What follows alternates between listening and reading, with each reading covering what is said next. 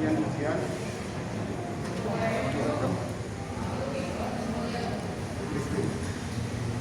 Nah, Bapak Ibu kita mulai saja.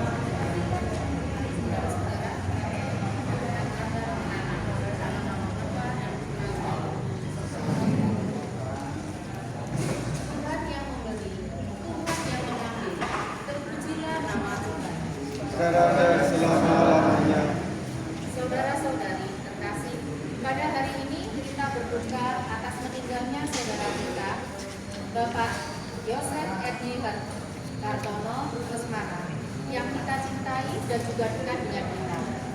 Bila kita menghadapi kematian salah seorang saudara kita seperti sekarang ini, kita disadarkan betapa hidup dan kematian kita sungguh ada dalam kuasa Allah. Kita datang berkumpul dan berdoa bersama untuk meneguhkan iman keluarga yang ditinggalkan, juga untuk keteguhan iman kita sendiri. Semoga doa-doa yang kita lambungkan di hadirat Tuhan Allah menjadi pujian bagi Allah Sang Sumber Hidup. Kita memohon kelimpahan Allah agar berkenan membuka pintu surga dan memberikan mahkota kebahagiaan kekal bagi saudara kita ini.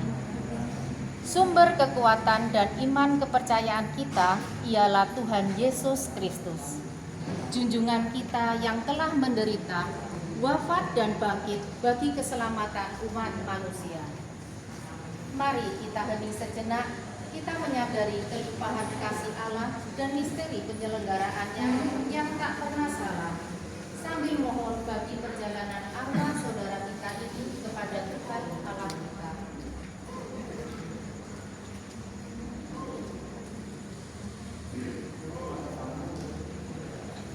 Sekarang, marilah kita melantunkan puji-pujian kita kepada Tuhan. Doa kita ini sebagai pujian atas keharuman kemuliaan Allah yang telah dialami saudara kita selama hidupnya dan kini boleh dihayati secara penuh dalam kehidupan kita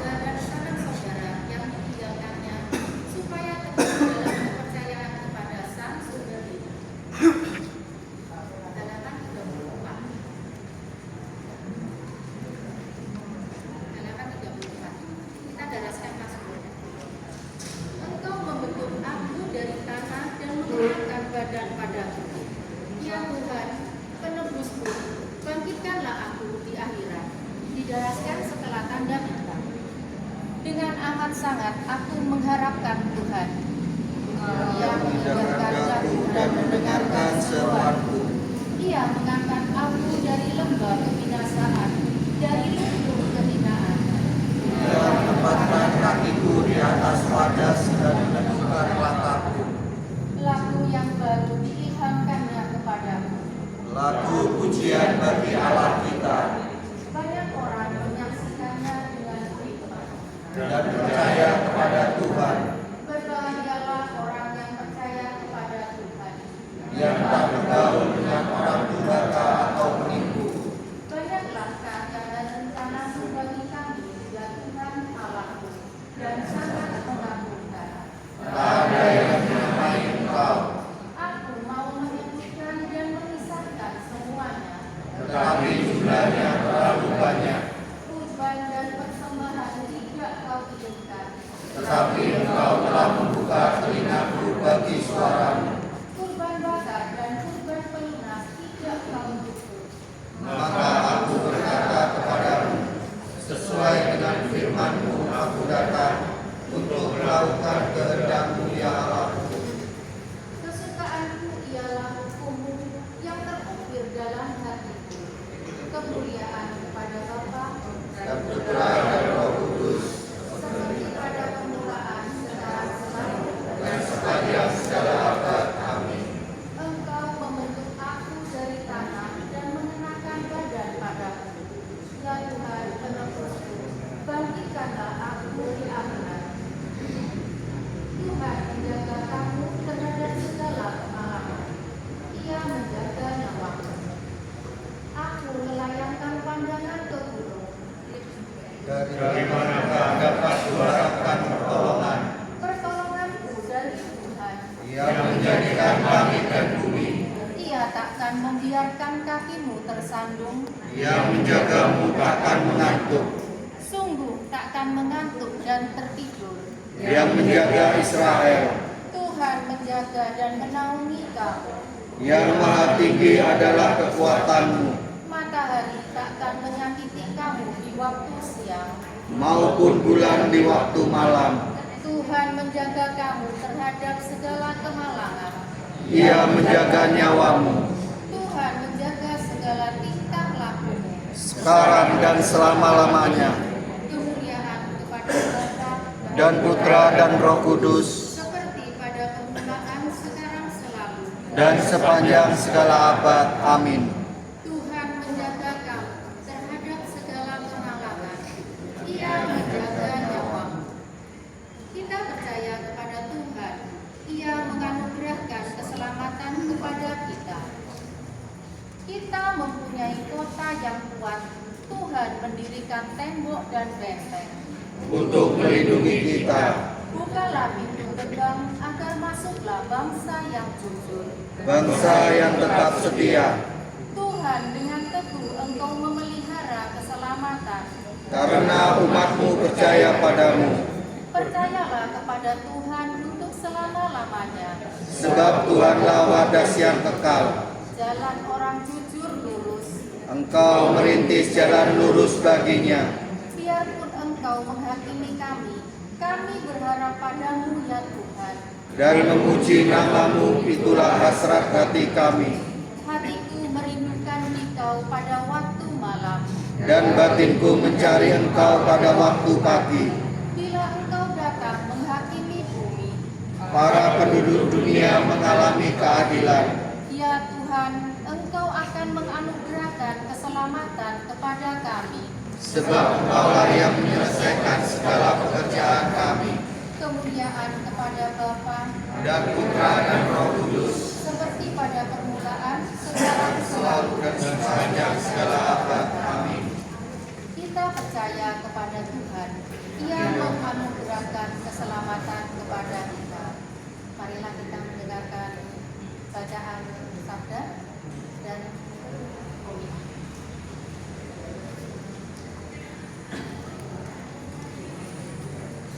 Mari kita dengarkan bacaan pada sore hari ini diambil dari 2 Timotius 4 ayat yang ke-1 sampai ke-8. Penuhilah panggilan pelayananmu. Di hadapan Allah Kristus Yesus yang akan menghakimi orang yang hidup dan yang mati, aku berpesan dengan sungguh-sungguh kepadamu demi penyataannya dan demi kerajaannya. Beritakanlah firman, siap sedialah baik atau tidak baik waktunya, nyatakanlah apa yang salah, tegurlah dan nasihatilah dengan segala kesabaran dan pengajaran. Karena akan datang waktunya orang tidak dapat lagi menerima ajaran sehat, tapi mereka akan mengumpulkan guru-guru menurut kehendaknya untuk memuaskan keinginan telinganya. Mereka akan memalingkan telinganya dari kebenaran dan membukanya bagi dongeng. Tapi kuasailah dirimu dalam segala hal. Sabarlah menderita, lakukanlah pekerjaan pemberita Injil dan tunaikanlah tugas pelayananmu. Mengenai diriku, darahku sudah mulai dicurahkan sebagai persembahan dan saat kematianku sudah dekat. Aku telah mengakhiri pertandingan yang baik. Aku telah mencapai garis akhir dan aku telah memelihara iman. Sekarang telah tersedia bagiku mahkota kebenaran yang akan dikaruniakan kepadaku oleh Tuhan Hakim yang adil pada harinya, tetapi bukan hanya kepadaku, melainkan juga kepada orang-orang yang merindukan kedatangannya. Demikianlah sabda Tuhan. Dengan pewartaan sabda ini, iman kita semakin dikuatkan. Ibu bapak yang terkasih dalam Kristus, hidup itu adalah suatu perjalanan, jadi suatu ziarah. Nah, kita semua sekarang yang berada di sini ini sedang mengalami suatu perjalanan, mengalami suatu perziarahan dalam hidup ini. Ada yang mungkin sudah lewat 25 tahun, saya rasa lebih semua. Ya. Mungkin ada yang sudah lewat 50 tahun. Kalau 50 tahun itu biasanya tahun emas ya. Ada yang sudah lewat dari 70 tahun, saya rasa 70 tahun itu adalah platinum jubilee. Jadi kalau menurut Mazmur 70 tahun itu udah banyak bonusnya, Bapak Ibu. Saya masih belum. Saya masih belum. Jadi kalau yang sudah lewat 70 tahun itu sudah banyak bonusnya. Jadi Mazmur di dalam pasal 90 ayat yang ke-10 dia mengatakan begini. Masa hidup kami 70 tahun, jika kami kuat 80 tahun. Tetapi ada tetapinya Bapak Ibu. Dan kebanggaannya adalah kesukaran dan penderitaan. Nah, ini Mazmur loh ya yang mengatakan ya. Nah, Ibu Bapak yang terkasih dalam Kristus, baik yang sudah lewat 30 tahun, 50 tahun, 70 tahun, bahkan lebih daripada itu hanyalah satu usia, hanyalah satu waktu. Nah, sebetulnya yang menjadi masalah bukan masalah berapa panjang umur 50, 70 tahun, tetapi ada satu hal yang lebih penting daripada umur itu sendiri. Nah, mungkin suatu hal yang lebih penting itu maka harusnya yang perlu kita pertanyakan. Nah, selama ini apakah Anda mengetahui tujuan hidup kita? Apakah kita mengetahui tujuan hidup kita? Tujuan hidup kita ini mau kemana sih, Pak Dodi? Ketua lingkungan ini dibawa kemana kita tujuan hidup kita nih, Pak Dodi? Ya? Kemana ke Lipo, Pak? Kemana Pak Dodi? Liburan. Tujuan hidup kita liburan. Oh, kuburan. Saya pikir hiburan. Saya udah seneng dulu mau ikut ziarah ini. Ke kuburan. Ya, apa sih tujuan hidup kita ini, Bapak Ibu? Hah? Kemana sih tujuan hidup kita? Gimana, Bu? Kembali pulang. Ya, oke. Nah, tujuan hidup kita itu adalah satu, yaitu bersatu dengan Allah. Persatuan dengan Allah. Begitu senangnya kita ketika kita mau bersatu bersama Allah. Senang nggak Bapak Ibu kalau bersatu dengan Allah? Senang? Senang nggak? Senang. Ada nggak yang mau bersatu dengan Allah? Ada yang mau bersatu dengan Allah?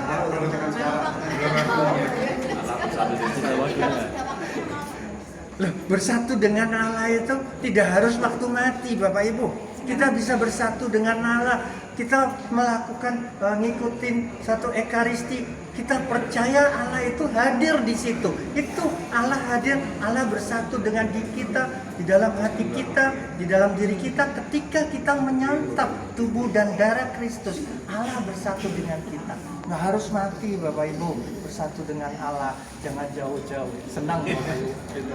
Ya, tapi dalam hal ini konteks ini bersatu dengan Allah itu adalah merupakan satu hidup yang abadi, yaitu hidup abadi, yaitu setelah kematian.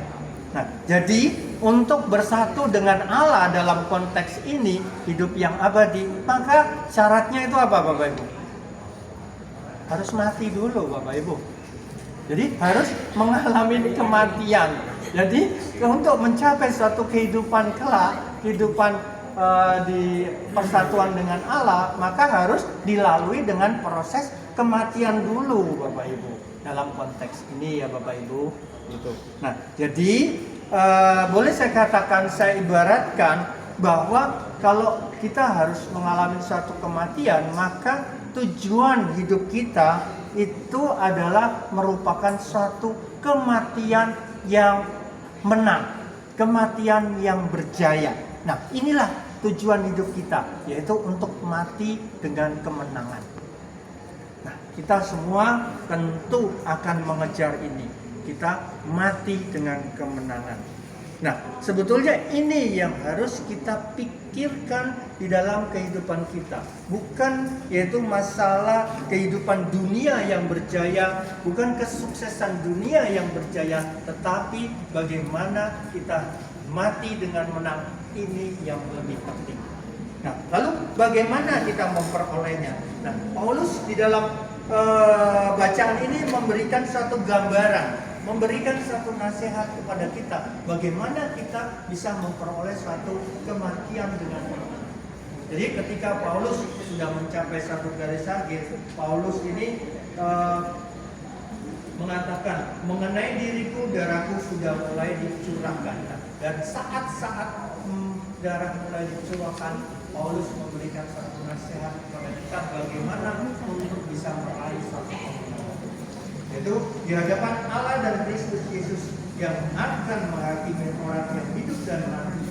Aku berpesan dengan sungguh-sungguh kepadamu demi penyataan dan demi kerajaan. Beritakanlah firman, siap sedialah baik atau tidak baik waktunya. Jadi entah kita dalam keadaan baik, entah kita dalam keadaan tidak baik, maka kita diminta untuk senantiasa memberitakan firman. Nyatakanlah apa yang salah, tegurlah dan nasihatilah dengan segala kesabaran dan pengajaran. Lalu di dalam ayat yang kelima, tetapi kuasailah dirimu di dalam segala hal, sabarlah menderita, lakukanlah pekerjaan pemberita Injil, dan tunaikanlah tugas pelayanan. Nah, inilah yang harus kita lakukan di dalam kehidupan kita supaya kita memperoleh satu kematian yang berjaya, kematian yang benar. Jadi pada intinya kita diminta untuk melakukan satu perbuatan kasih di dalam kehidupan kita. Kita diminta untuk mentaati perintah-perintahnya, kita diminta untuk menjauhi larangan-larangannya, supaya apa? Supaya kita memperoleh suatu kemenangan. Nanti seperti halnya Paulus sendiri, yaitu yang telah melakukan segala perbuatan kasih dan perbuatan yang dikehendaki oleh Tuhan. Maka Paulus sudah menjadi siap untuk mati.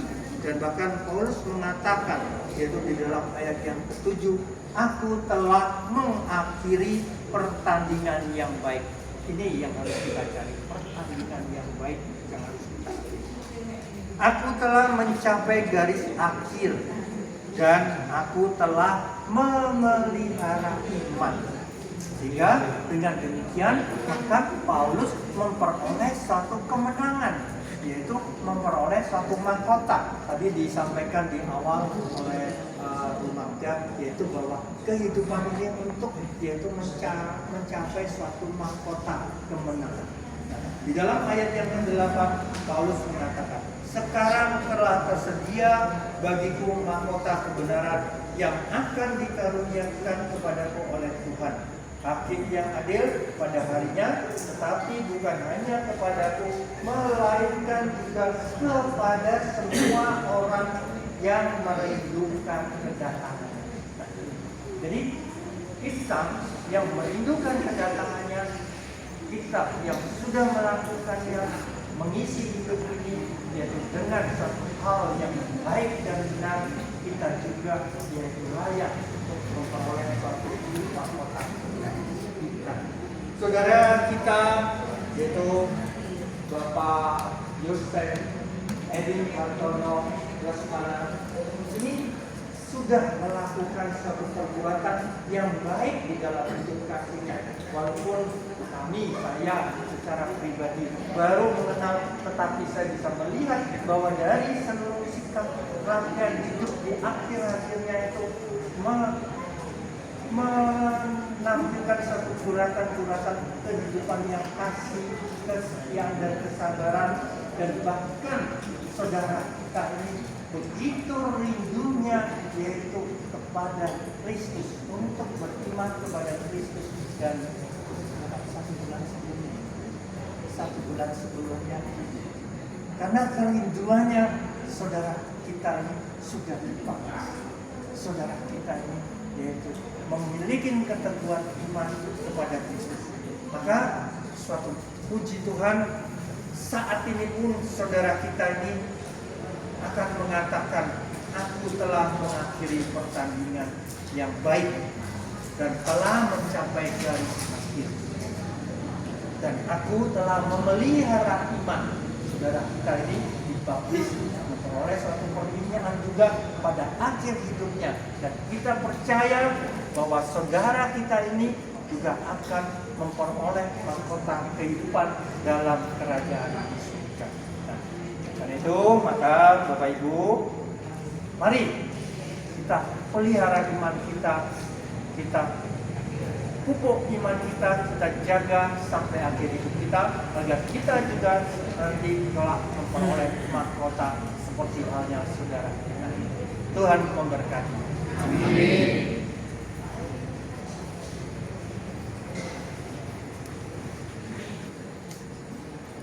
Mari saudara-saudara kita buka halaman 42. Kita doakan doa permohonan. Allah Bapa yang Maha Kuasa telah membangkitkan Yesus Kristus dari antara orang mati dan akan membangkitkan juga tubuh kita yang fana itu. Marilah kita memohon kepadanya dan berseru, Ya Allah, hidupkanlah kami dalam Kristus Putra. Bapa yang kudus, karena pembaptisan kami telah mati dan dikubur bersama Putramu, serta dibangkitkan kembali berkat kebangkitannya. Semoga saudara kami yang telah berpulang ke hadapan-Mu memasuki hidup baru bersama Kristus yang menjadi pokok keselamatan kekal. Bapa penyelenggara, Engkau telah memberi kami roti kehidupan yang turun dari surga sebagai bekal dalam perjalanan kami di dunia ini. Semoga keluarga yang ditinggalkan memiliki kesanggupan untuk hidup dengan penuh tanggung jawab dan dibangkitkan pada hari kiamat. Ya Bapa, Engkau telah mengutus malaikat untuk menguatkan hati putramu dalam sakrat maut yang mengerikan. Semoga Engkau berkenan menghibur kami dengan pengharapan yang teguh dan cinta kasih yang menyala bila ajal kami tiba. Allah orang hidup dan mati, Engkau membangkitkan Yesus dari antara orang mati untuk masuk ke dalam kemuliaan-Mu. Bangkitkanlah orang-orang yang telah meninggal dan terimalah kami juga dalam kemuliaan abadi bersama mereka. Bapa yang penuh kasih, kami percayakan seluruh doa dan permohonan kami ini dalam kuasa-Mu yang agung. Semoga Engkau mengabulkannya bagi kami karena Putramu Yesus Kristus, Tuhan dan Pengantin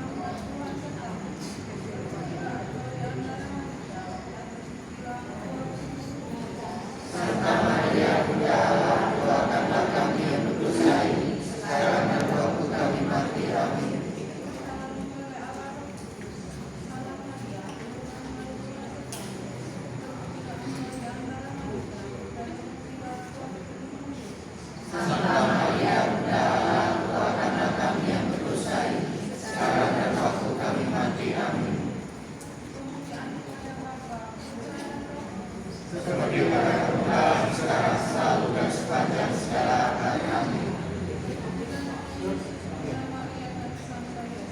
Sekarang dan selama-lamanya. Alhamdulillah.